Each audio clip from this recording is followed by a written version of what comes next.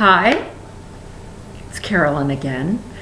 Don't you love how I start by looking around? I don't know what the heck I'm doing. Last time we talked about the Repousse style of the turn of the century, America's Downton Abbey. And then I talked about how we started Repousse Jewelry and the extraordinary work of Michael Gallmer. And he's collected worldwide for his tabletop pieces, his extraordinary baby cups. They're so exquisite and fun and beautiful and romantic. And now I'm going to talk about how we expanded the company from 7 cuffs to a line of about, I guess, 60 pieces. Okay, so it started, okay, Tiny Jewel Box. Here's Tiny Jewel Box. They're right on Connecticut Avenue. It's the loveliest store, jewelry store in the country, as far as I'm concerned. Independent American store. I love that. And we like to work with independent American retailers of the finest. Okay, so here is the peony cuff that's now sold at Tiny Jewel Box and other places. And the peony is actually one of Michael's favorites because it's just classic Repousse. Look at here you've got the sharp edge, and it's deeply sculptural. We also have one, I'm so bad at this, with gold on the inside. All of our pieces have gold on the inside, in the interior. And we do that sort of as a style point, almost like the red sole on a shoe. It does burnish as time goes on, like antiques do. But it's fun. It's a little secret that you know that the gold is there. It's 24 karat gold, hand applied. And these are all made in the US. So those are the cuffs. And as I said before, I love the cuffs best because what a beautiful tableau for Michael's artistry.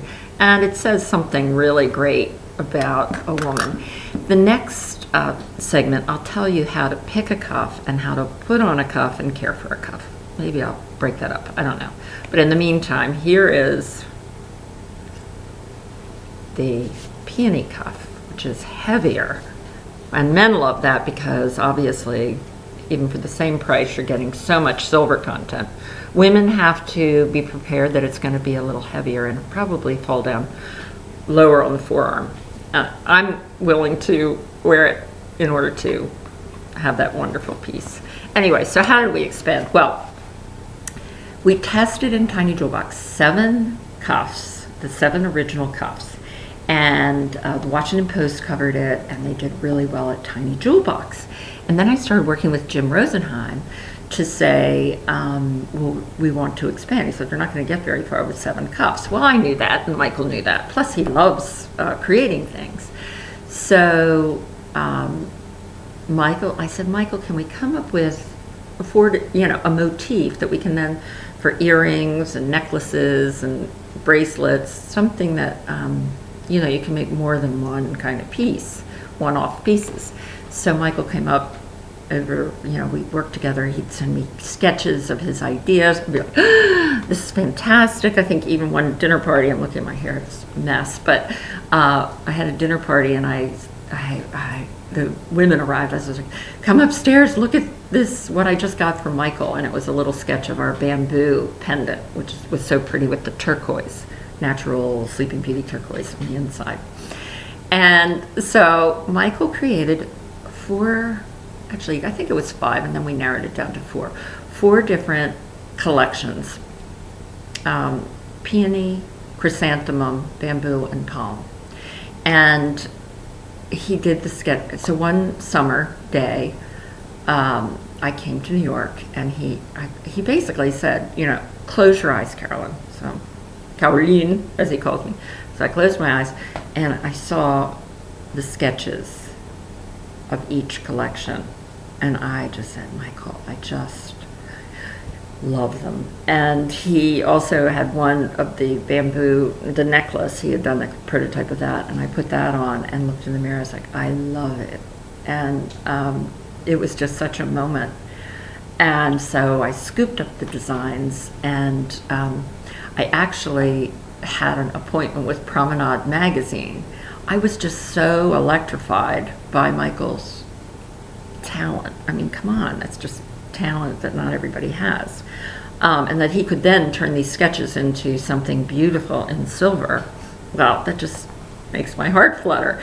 So I went to Promenade magazine and met with the 2 editors there. I was so buzzed. I think they must have thought I was on drugs, but I had had a good deal of coffee, that's true. But they saw the designs, they loved it, they loved the cuffs, and I still was on a buzz so much that when I was heading home, I was racing to the Penn Station, New York. I literally tripped over someone's luggage and went splat on the ground. I showed the sketches to Jim Rosenheim at Tiny Jewel Box. He loved them, and Michael created them, and we debuted at Luxury Privé, which was at the Pierre. Might as well start at the top. In July of 2011, then we got 12 lovely retailers to carry the line, and have taken it from there. So if you want to see who our retailers are, it's not very long. In fact, if you have any ideas for retailers in your market, that I would love to hear about them. But we also, for those folks who live in California, for example, which is one of our top markets for our web business, you can also go on the website if you don't have a store near you. And that's theforevercuff.com or Repousse Jewelry, REPOUSSE jewelry.com. So that's how we started to expand. We got some coverage in Oprah magazine. Mandy Moore was wearing our daisy cuff. The New York Times did a beautiful. It ended up just being on the website, but the chrysanthemum wrap necklace, which is gorgeous. And so we've grown from there. And I'll be telling you about a new delicate line that we'll be launching this spring with Sarah Von Polaro, who's on PBS and who's a Whole Foods flower chef. But in the meantime, that's how we expanded.